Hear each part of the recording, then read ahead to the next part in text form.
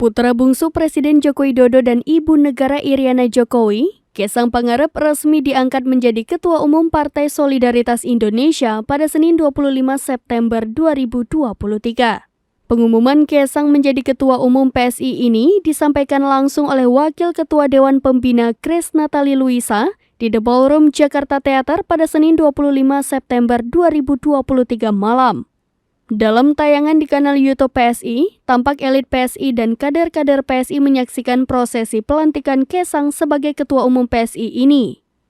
Grace mengatakan surat keputusan tersebut berlaku sejak ditetapkannya Kaisang menjadi Ketua Umum hari ini. Lantas acara dilanjutkan dengan pidato Kaisang Pangarep untuk pertama kalinya di hadapan para kader PSI.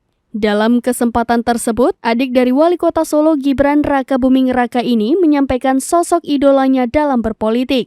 Orang yang membuat dirinya terinspirasi adalah ayahnya sendiri, yakni Jokowi. Diketahui Partai Solidaritas Indonesia menggelar agenda Kopi Darat Nasional pada Senin ini. Berdasarkan pantauan Tribunnews.com di lokasi sekitar pukul 19 waktu Indonesia Barat, para kader PSI sudah mulai memadati area Kopdarnas dengan tajuk deklarasi politik PSI itu.